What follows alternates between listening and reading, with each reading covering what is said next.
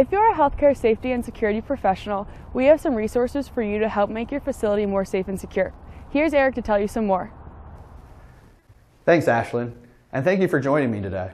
I'm extremely excited to talk to you today about the healthcare ring of security. Just so you know, on our website, you can go ahead and download our facility guide. Let's go ahead and get started. One of the things that I'd like to talk to you about for part of the ring of security for healthcare is camera coverage. Camera coverage is important on a couple of different levels when it comes to healthcare. One, situational awareness. In a situation when you're having something going on, an incident's going on, and you have an opportunity to watch and monitor and potentially follow them with camera coverage. And then the second would be your forensics. So if once an incident does happen, you can go back and try to figure out where they came from, who they were, and what the incident exactly happened. So one of the things to talk about is where do we want to go ahead and place these, right? The camera coverage as a holistic approach. And a lot of times what you'll do is, as you can see here, we've got a camera that comes out on your perimeter of your campus, right? And so some will have campuses, some will have just smaller facilities. It really depends on what your facility has. And obviously, it's important to go ahead and do risk assessments prior to deploying any kind of cameras and understanding where your camera coverage is required. But in this case, one of the things that we wanted to point out was in a campus environment, you're going to start out at the perimeter so you can see kind of what's going on the outside of your properties. And then as they come in, you're going to go ahead and put layers of security or camera coverage on there. I think one of the most important pieces of camera coverage, or one of the most important parts of it, is your entry points into your facility. The reason I feel like that's a good point for you to actually capture really good data for your forensics and or situational awareness is the person that's entering your facility, whether it's an employee, a visitor, a contractor, whomever they may be, they have to come through an area of control. And that area of control, potentially a pedestrian door, could be a sliding door, turnstile, whatever it may be. But they're restricted and they can't go anywhere else but through that space. And that allows us to go ahead and put cameras in that location to really capture as much data as we can about the people entering. And so whether that's capturing something that's maybe on their shirt or on their pants, or maybe even a hat or no hat, things of those natures that you can capture. And when you're putting those cameras in those locations, things to think about are the resolution of your camera, the field of view of your camera, the width, the height, how high you're mounting the camera, what you're mounting the cameras to. Lots of different scenarios and things go into play when you're putting those in. So it's important to make sure that you capture all that. Then from the entry points, then you're going to want to go ahead and put it in, common corridors where visitors are, or even sometimes where employees are, just because of, slip falls, different things of that nature, because the environment in healthcare is very open-ended. And what I mean by that is that you have visitors who are coming in 24/7, you have employees that are coming in 24/7, you have contractors, so you have just a bunch of different people that come into your environment. And so having video coverage in common areas as well as even in the secure employee areas is important.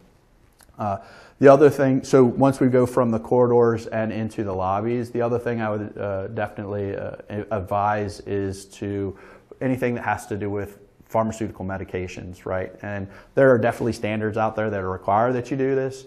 And so it's important to make sure that you, again, have the right resolution of your cameras and the right coverage on those, whether it's a safe or whether it's a refrigerator or whatever that might be, holding your medication. And then, of course, the other thing is medical devices and or equipment. Stuff is very expensive in the healthcare environment, and you want to make sure that you're monitoring those spaces so that things don't happen to disappear, or if they get damaged, how do we go about? Is it a contractor that did it, an employee? It just helps when you have those kinds of camera coverages. And then the other thing, obviously, from camera coverage standpoint, and as I kind of mentioned earlier, the holistic approach is it allows us to also monitor situations. So if we happen to hear or see something, we can kind of follow them on what's going on. And so in a security operations center, which we'll get to a little bit later, that camera coverage is important to be able to track that person potentially on where they're going, or vehicle, or whatever it may be that you're trying to monitor in that situation. So the next topic is access control. Everybody knows access control, similar to what we have up here, just a reader on the wall. But obviously it can go a lot further than just the reader on the wall. Access control it's important. You can control a door from an access standpoint, but it's important to make sure that the door has all of the technology built into it, so that you're actually securing that door, not just having access control. I can have access control on that door. If it doesn't have a door contact, really that's not secure. I can just hold the door open and you never know it was open, right? So it's important when we're looking at access control that we do the full gamut of access control: door contacts, request to exits, if we have dual readers in and out, that kind of stuff. We just need to make sure that when we are putting access control in a healthcare environment, that we also are actually putting in what's securing that space, not just, hey, I know that Matt happened to have grabbed his card and opened up the door. A challenging area for access control is stairwells, especially in large hospital environments where you have multiple floors. A lot of times on the fire code side, you are required to have an opening every 5 floors. Sometimes that changes, don't quote me on that. Sometimes it changes, so make sure that you check with your local HJ or fire code requirements. But that's a very, that area can be extremely sensitive in the fact that it just could dump right out into a sensitive area into your hospital, whether it's the ED. Sometimes they can even dump right into your surgery or different things of that nature, where you're actually doing things that people really should not be in. And so it's an extremely difficult balance that you need to make sure that you have to work very closely with your AHJ or authority having jurisdiction in the area, your fire marshal, and again, evaluating your fire code.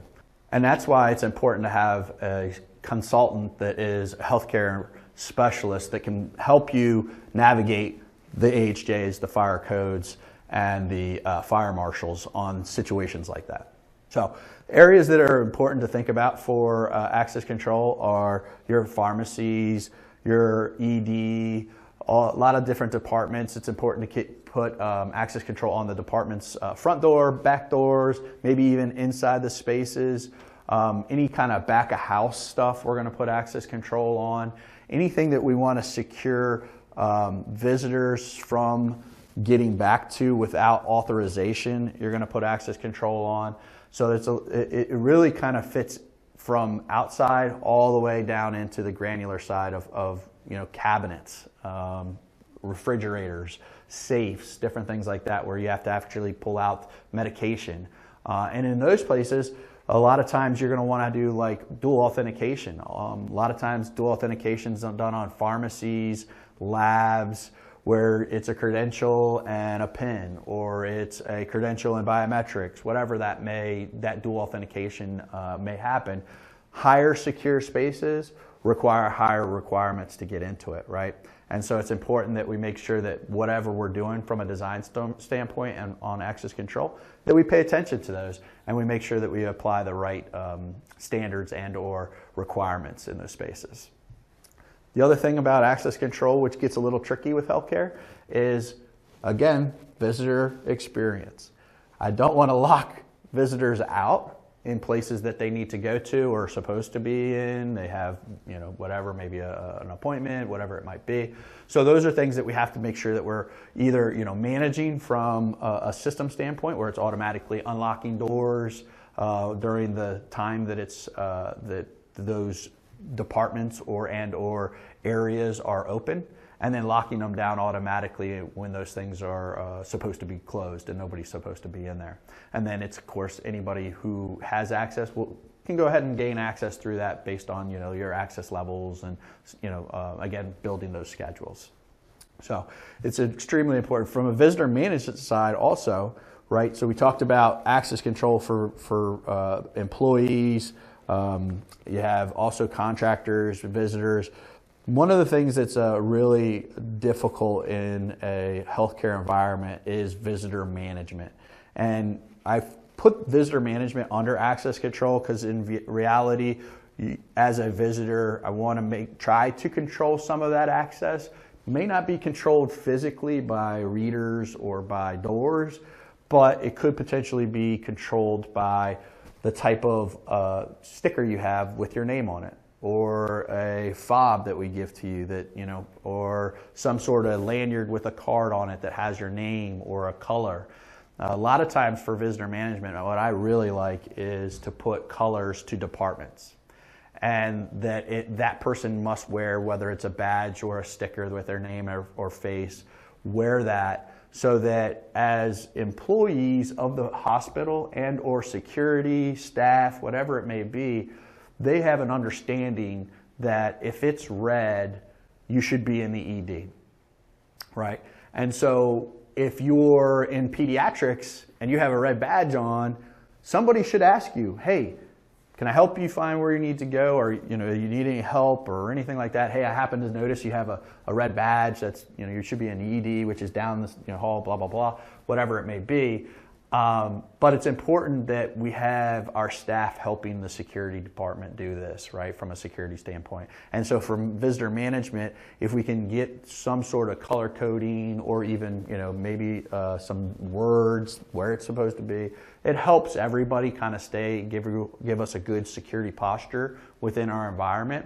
And so it's important that, that you can kind of lay that out. And again, like I said, we're not physically holding anybody out from an access control. We're not using card readers or doors or, you know, gates, whatever it may be. But it's important to make sure that visitor management's looked at and addressed as best we can from an operations standpoint. And of course, this group here, right? Very important to get them into the facilities from an access control standpoint. When they are coming into the ED, most likely, or what other facility that they may be coming into, there's a couple of different things that we've worked with in the past. One, from an access control standpoint, you may want to limit people allowed to go into the same areas that an ambulance may be able to go into. So you could use gates, right? Well, if I'm coming in hot, what are we going to do? We want to be able to open that without me having to stop, put my hand out the door, stick my reader on my card on the reader, and the gate starts to open up, right? So there's technologies out there that you can use that use actually the sensor or the noise frequency off of the ambulance, so they can pop it. That frequency will then become your credential to allow you to open up. And actually, because there's so many different groups out there that actually do this, it's not just typically the counties or the states that have ambulances. There's private ambulances, different things like that. They've made sure that frequency is tied around that particular vehicle or ambulance that you're driving in. So, but the good thing about doing that is now we don't have maybe a buildup. As a visitor, and I'm not really sure where I'm going, and I see ED and I drive down there, and next thing you know, I'm in the ambulance bay and I'm not where I'm supposed to be, and it's now a backup. And so it's important that we think about these groups and really how do we get them into the best situation to help the person that they have within their vehicle. And then, of course, once you've got through the gate, you know, you've gone in, you're now in your emergency bay. Again, important to have dual authentication. We don't want just anybody going into your ED from the emergency ambulance bay, right? We want, you know, that person must be authorized to go there. And so dual authentication a lot of times is important to put in there as well. You put in either keypad or biometrics or something of that nature. And a lot of times, let's be honest, a lot of times these people are being met at the bay sometimes where doctors and nurses are coming out to meet them as well. So, but very important to keep them in mind when you're doing a full design from an access control system, because their environment, their situation heightened, a lot of people running around, gets a little crazy, a lot different than going and getting a checkup from your doctor. So it's all important things to keep in mind. So the next topic we're going to talk about in the ring of security for healthcare is perimeter detection and protection. So first thing we'll address is the protection side of it, right? There's many different ways to protect buildings, assets, gas tanks, different things like that. In the healthcare environment, you have a bunch of different things that you'll need to protect. So you can use walls, brick walls, fencing, bollards, curbing, things of that nature to try to keep people away from your critical infrastructure. And so in that aspect, when you have critical infrastructure, there's you want to evaluate what's going to be your best solution. How do we get to that critical infrastructure for maintenance or even new installs or replacements? And then what are we going to do to try to keep people out for things that are not needed, pedestrian walking into it, so then we need to probably put a fence with a gate. If we want vehicles to stay away, then probably bollards are probably your better bet, or maybe even high curbing, things of that nature. And then from a fencing, and in reality for healthcare environments, it's extremely difficult to try to put up fencing across your campus. Now, you can definitely do it depending on how secure your healthcare is, but ultimately we've got to keep this thing open for everybody. It's a 24/7 operation, and one of the things that, again, I'm going to reiterate that I've talked to a lot of executives about is that customer experience. Everybody keeps talking about it, and we don't want to hinder that on the security side by any means. And so fencing and things like that could potentially get into some issues with the hindering of how people get into your facilities. But if you have a large enough campus that you can do it, it's something to be evaluated and discussed about with executives and things of that nature. So the next thing is intrusion detection, right? So we talk about protection, physically protecting areas. Now let's talk about detection, right? And so again, we're not going to be putting things out on the perimeter of our facility for the most part. A lot of that detection is going to be right at the building, right? And so a lot of times we want to try to stay away from or we really want to limit the amount of entry points. We don't want to have multiple entry points late in the evening that you can't manage. And so you try to shut some of those down. And what do we do by shutting them down? We use access control, or we have intrusion detection where it allows to, at a certain time, the intrusion system turns on and that device now will be active. And if somebody does go through that door and or gate, whatever it may be, a sensor will go off, and then the Security Operations Center will be notified, and then they could go ahead and take the appropriate actions as needed. And also the other thing is, so we talked about access control and maybe intrusion, but also the technology now in cameras can be used to help you with some of that protection as well. And so those are things like AI, where you have trip wires that are, or trip lines that are built into your camera system. And so after hours in a certain space, maybe a person's not supposed to be walking, it can potentially help with some of that. Now you got to be careful about how you set those things up. It's got to be in a controlled environment. You don't want a lot of false alarms where things are going off on a regular basis, because then it just gets ignored by your operators, and that's not what we're here to do. So it is important to take in consideration when you're doing these kinds of designs that you actually look at the controlled environment as a whole. The next thing is also from a sensor or system standpoint is emergency call boxes. It's important to have emergency call boxes in areas of public space outside of your building, and sometimes even inside your building, but garages, parking lots, walkways, different things of that nature, especially if it's a campus environment. You're going to want to have emergency call boxes, because there's a sense of safety or a sense that, walking in that space, if something does happen, I have an opportunity to hit a technology or push the button on the phone or the emergency call box, and somebody could either, one, talk back to me, or someone can actually come and make sure that everything's okay. So as you kind of look at your campus as a whole and holistically, those are things that you're going to want to look at. Those things can go in garages where they're, it's important to be in garages, because in garages you're in somewhat of a confined area, right? And, if you're outside on a campus, you're walking down a street, someone walking or driving could potentially see you and help. But in a garage, you may not have that same situation, or in a stairwell, right? In a stairwell of a garage, you may not have that where someone's going to be able to see you. So having that kind of communication, two-way communication with your security operations center is extremely helpful. So the next thing is, I had earlier mentioned entry points, right? Shutting them off after hours and different things like that. So the other thing we want to also look at is potentially putting up intercoms for those areas that you do shut down, right? If I come to your facility on a daily basis and I'm used to just going through this door, and then all of a sudden I get to this door and I don't know how to get into your facility, you're going to want to potentially put some sort of intercom or phone system there so that you can have that communication. Again, it falls back onto that customer experience. You don't want that customer to be wandering around trying to figure out how to get into your facility. As easy as just pushing a button and having some communication and saying, okay, you need to go to the ED to get into my facility after hours. So it's extremely important to make sure that when we do start to shut things down in the evening hours, or a situation out, if there's a situation we start to shut things down, that we also do a lot of communication when it comes to our perimeter of our facilities.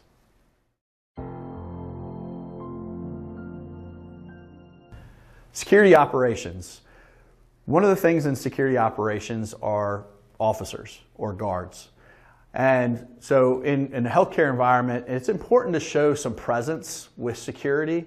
And one of the things, like we talked about with camera coverage, with deterrence, cameras can actually do some deterrence a little bit, but it's more deterrence on an operations and presence, right? And so having someone go walking around your facility or sitting at a desk that people have to come and check into. Most of the time you're going to have these people going into your public areas.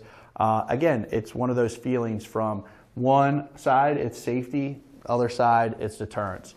The safety side, I'm a visitor, I see presence of officers or guards, I feel comfortable in my environment. Deterrence, I'm there to do something wrong, I see an officer or guard, I'm going to go somewhere else. So it's important to make sure that you choose the right type of operations that you're going to have at your facility. I've come across a few in different areas, and it really depends on the environment and the risks that you have. So obviously you're going to want to evaluate those risks, have a risk assessment done, understanding what your environment, and it's not just your environment where you're at, but it's your surrounding environment. Who comes to your hospital in the surrounding areas? What type of what's your demographic? Where are your people coming from who are visiting? Where are the emergencies coming from? Is it a helicopter? Is it ambulances? So you got to make sure that you take kind of that holistic approach on when you're deciding what kind of operations you want to have from a security standpoint. You may just want to have a contractor come in as a security guard, and that person is standing there for that presence. Or you may want to go to an armed guard, right? And so there's different levels, insurance, lots of different things that come into play when you make those decisions. And that's why it's important to have that assessment done. So when you do make the decision, you can kind of go through and understand where what makes the most sense. The other one that I actually tend to find a little bit interesting is not just armed guards are important in certain areas, but I've also seen dogs used, canines used, and I think that's a really interesting concept for healthcare. One, most people, if you're coming in, most people are comfortable around dogs and like to see it. Now, you're touching the dog? No, of course not, right? We don't always wear the little vest on the dog that says don't touch, service dog, or I'm working, whatever it may be. But just in the concept of the environment, having an animal like a canine walking with a guard or an officer, it seems to be a little bit more calming. And other than maybe having somebody with a weapon on their side, or and a little bit more safer than someone not having anything. So all things that need to be evaluated and looked at, and it's important that you bring on some sort of risk management and or consultant like ourselves to help you through that process. So also in operations, from a security standpoint, you have all the technologies. So these people have to be able to understand and use these technologies: access control, video management software, duress buttons, intrusion detection. Duress buttons is a really interesting one, and we really haven't touched on that subject a whole lot. But duress buttons, in my opinion, are one of the best things that healthcare can invest in. It's an opportunity for you to have a device be initiated and a reaction happens almost immediately. And so the duress button from a system standpoint can be there's many different ways. You can go through computers, you can do physical buttons that go into intrusion panels, you could go into access control. There's many different ways to go ahead and skin that cat. But it's important to have duress buttons because the people that are there in the situation can push that or initiate that button or action, and there's going to be a reaction. Right, and so it's great to have a camera above, let's just say, for example, an administrator, and that administrator is unfortunately assaulted, right? And having the camera is great because I saw it all on camera and we got but that assault might be happening and no one's seeing it, right? But if I had a duress button and I was able to push it, now I know someone's going to come to help me. Right? And so it's one of the most important things, I think, from a healthcare standpoint that you can implement into your environment. I'm a huge proponent of implementing things that have a reaction versus something that you have to go back and look at. The other thing is, from a technology standpoint, is radios, communications, whether it's your cell phone or communication even via computers and or telephones. And so it's important for security operations to be able to communicate to each other and also understanding where they're at. If you have a situation that happens to be, let's say, in building A, but your officer is in building B, well, you're not going to dispatch your officer in building B. You're going to go ahead and hopefully dispatch somebody that's in A. And so understanding where they are and being able to communicate with them is extremely important with your environment, especially in a healthcare. If you're a very large environment, you're going to want to make sure that you can do both of those things. The other thing is in those systems, you can also provide certifications. And so let's just say, I don't know, something happened and someone was having a heart attack. You dispatch security there that may have the capability of providing CPR. They're CPR certified. So you can send that person there versus someone who's not CPR certified. It doesn't really help too much if they're going to the situation and they're not certified. And lastly, procedures are extremely important from a security operations standpoint. You should have procedures in place for all guards and officers for whatever situation that you may come across, and make sure that they understand it and revisit those, educate them, whether it's quarterly, biannually. It's important to make sure that these people understand when they get into a situation, what do I do? How do I go ahead and make sure that this issue or incident is either documented, or who do I call? So it's extremely important to have SOPs, standard operating procedures in place to make sure that your security operations team has success.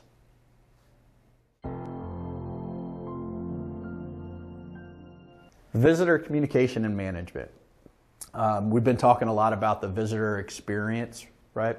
And so one of the really important things that we can do on the security side is make sure that we're helping with the visitor experience when it comes to after hours or areas that may not be manned. And what I mean by manned is really have people there that are trying to help and organize where people should go and different things like that. So some of the things that we can do from a system standpoint that are important when it comes to visitor communication are intercoms, video intercoms, emergency call boxes.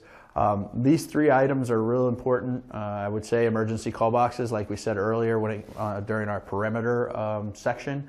It's important that we put those emergency call boxes in garages, out on the campus on walkways, stairwells, things of that nature. Again, giving communication between a person at the operations side and the visitor, right? And so having that visitor communication is important. It doesn't always have to be an emergency. It could be just for information. Where should I go? How do I get there? The other thing is video intercoms. Video intercoms are important for allowing people into secured spaces. You don't want to just have an intercom on a secure space and the communication happens with the operator and they say, okay, it's time for you, go ahead, you can go in. I don't particularly know who you are potentially. I don't know information about you, so it's important to actually visually see that person to make sure that you're kind of getting all the information. And so if you're putting in communication for your visitors, it's important to have that video piece to it. Also the communication, not just for visitors, but for contractors, for third-party deliveries. If I say I'm UPS and I hit the button and we want them in our loading dock where there's potentially pharmaceutical stuff, I want to make sure you have a UPS shirt on or a hat or whatever it may be. So important to kind of, when you're looking at the locations of these things, is that you have certain places that have videos to vet what you're doing with communications. And then last, the intercoms, right? And again, those are kind of informational pass-throughs where you're just basically saying, hey, I'm in garage A and I need to get to the oncologist. And so they tell you where to go and they, kind of give you a path, right? And I don't need video to validate that. I don't need anything other than that communication. And you might want to put those in, maybe the garage or maybe on a door. It's also good for after hours. I come up to a door that again is normally open and it's not. I have the intercom. I can just have a conversation with them and they say, okay, you need to come around to this particular door. And then you can vet that person once they get to that door. So, and visitor communication is very important across all of your campus. And as I mentioned to you, you want to make sure that you look at holistically where you put those.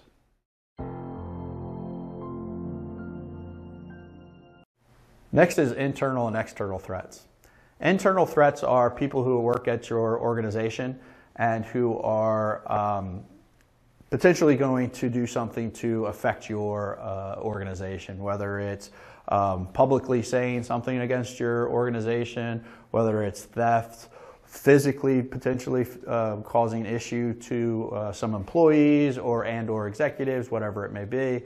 And so internal threats are somewhat difficult to try to manage.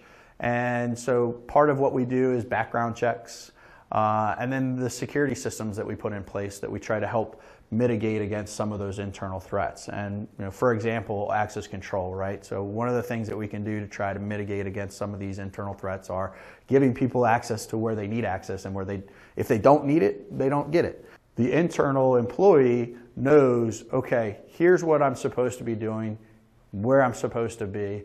If I go outside of that, there are repercussions and there's procedures in place that will be of an issue. And I'll give you an example of how we can try to catch that. From an access control standpoint, we have readers, people have access, don't have access, levels can change, and then you have a camera system. And these two can be integrated, which we'll talk a little bit later on. But if I'm someone from an internal employee and I hit my card, my credential on that reader, and I'm not supposed to be in the pharmacy, but I hit it one or two times, and then I finally walk away. And there happened to be a camera that's right above that. Now you have an opportunity to take that video and access control, video clip it together, and then present it to the employee who has at this point become an internal threat and say, hey, what are you doing? Why are you there? Ask them questions, and then if it requires discipline, then you go ahead and discipline them as you see fit.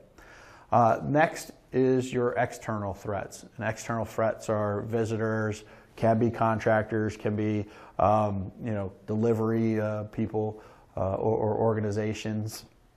And basically, again, from a security standpoint, the equipment can help us, or the systems can help us try to mitigate those threats, whether it's cameras that are deterring them or it's access control that's physically stopping them from going places. and or then forensics, right? So if something happens, we can potentially find out, who it was, where it was, what organization they're with, if it's a delivery company or a third-party person coming into your facility, which obviously, as we know, healthcare happens all the time. And so these systems are extremely important to put in place to help from an internal and external threats. And then lastly, the environment that it is, right? The healthcare environment is a high stress environment, can be high stress. And so we all need to make sure that we're paying attention and aware. And so there should be some training and there definitely need to have security training just to make sure that they're aware of their surroundings and really what people are supposed to be doing and not supposed to be doing. It makes it extremely helpful if we have more than just the security team and we have the whole organization on the same page when it comes to threats that will affect potentially everybody within our organization.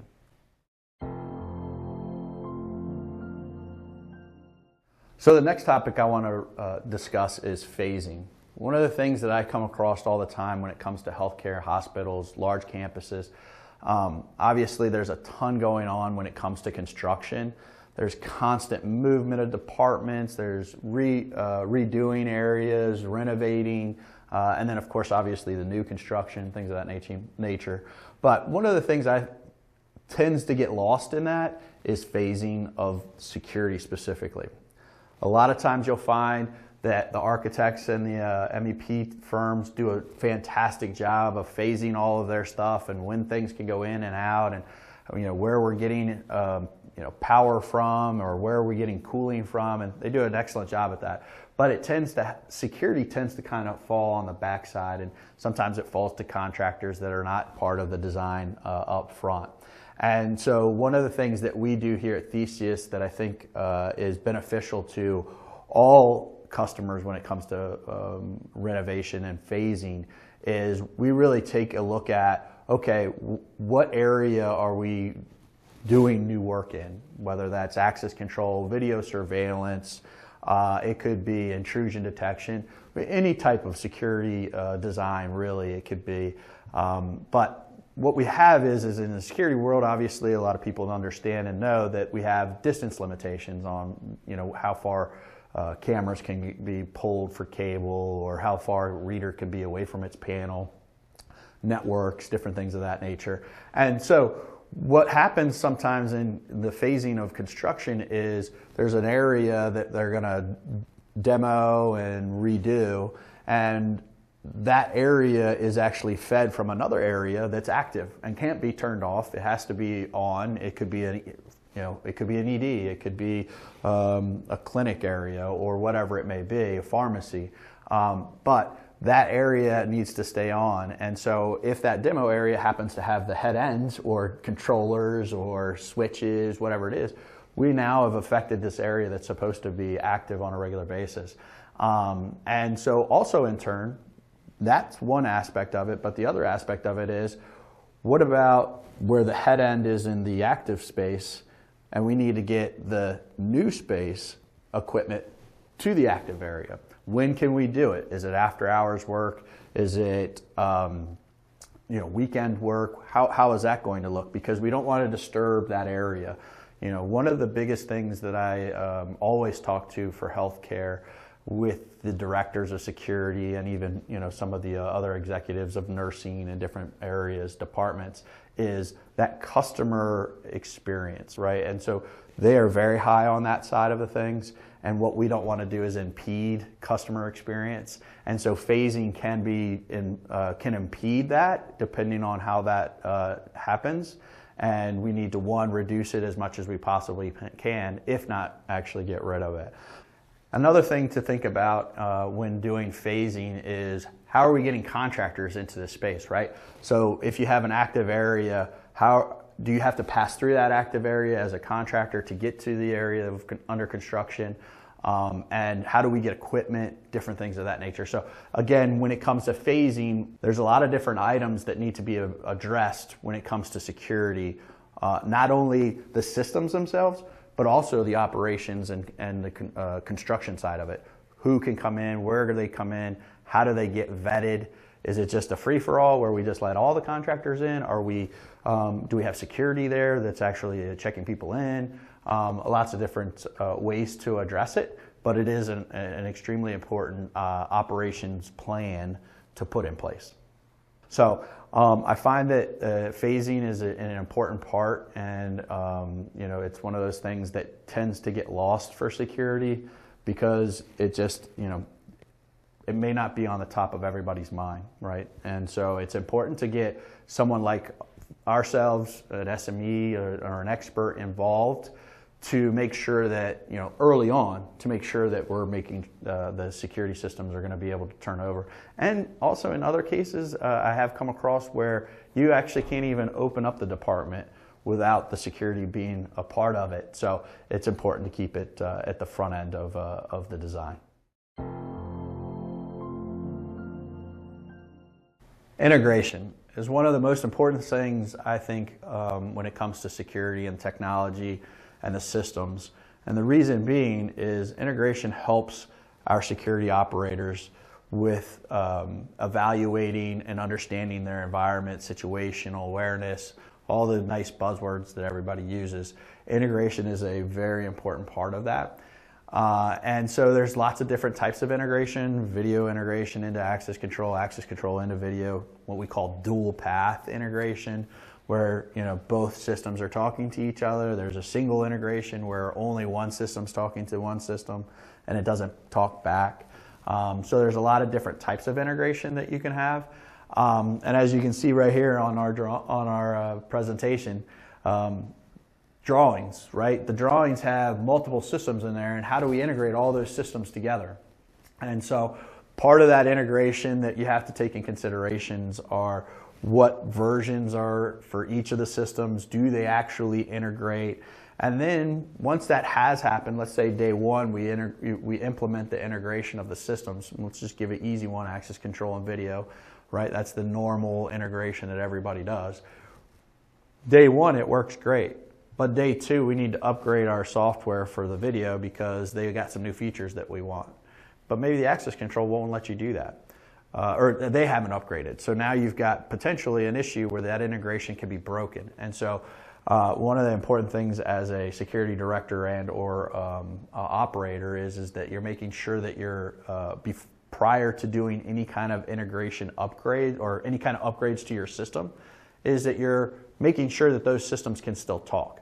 Because if they do not, they will be broken, obviously, and they will no longer have that integration where if something happened with the access control system, the video automatically records it. Now you have to go to two different systems and actually track where all that happens. So it's extremely important. Integration is an absolute great thing, but it's important that you keep on top of the different versions within the systems that you're trying to integrate. So one of the ways to help you try to navigate this situation, obviously Theseus can come in and help you and make sure that those systems are integrated. Contractors can help. Theseus can help with your contractor just to make sure that manufacturers are talking together.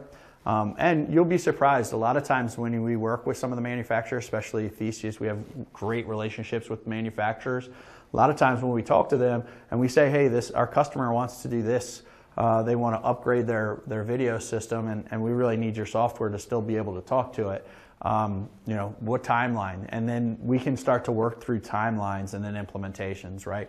So it's really important that you engage somebody like a SME, like we talked about a little earlier, right? A subject matter expert similar to what you would get at Theseus, for someone to help you when you're doing upgrades and or any kind of changes to your system. Prior to making those changes, you definitely want to ask the questions.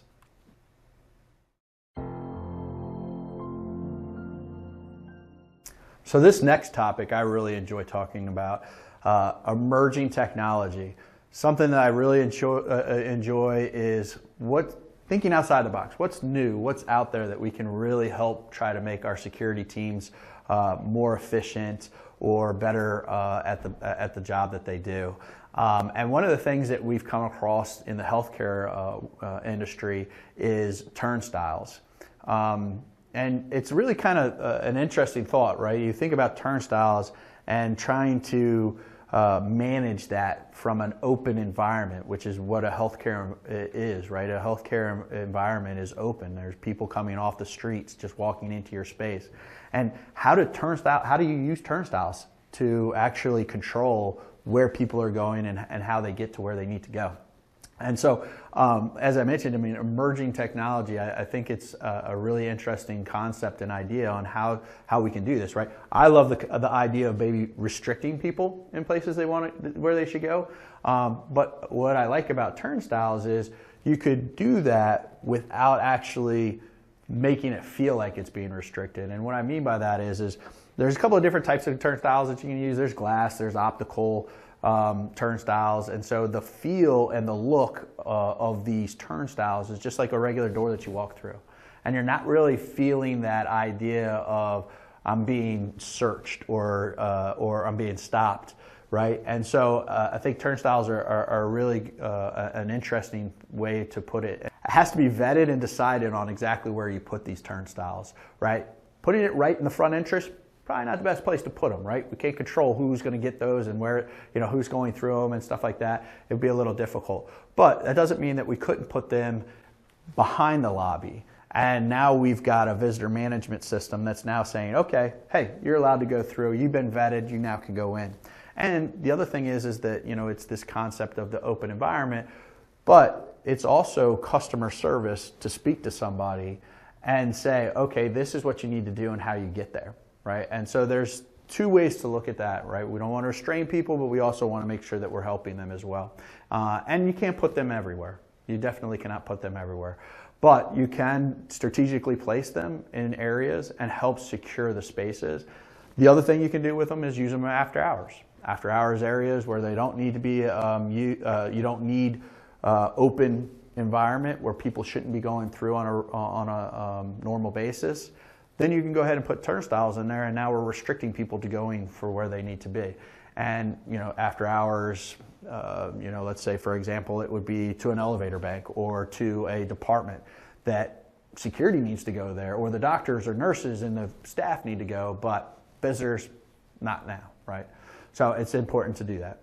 The other thing I like about turnstiles is, as I mentioned it a little earlier, about that concept of free movement with it not being really kind of restrictive, is I have also found architects tend to like turnstiles because they architecturally are pleasing. They're nice to look at. And so it makes really nice environment when you have this great lobby or whatever it may be where you put in these nice turnstiles that kind of match your environment. And so it looks great, and it's something that I think you'll start to see more and more in the healthcare environment.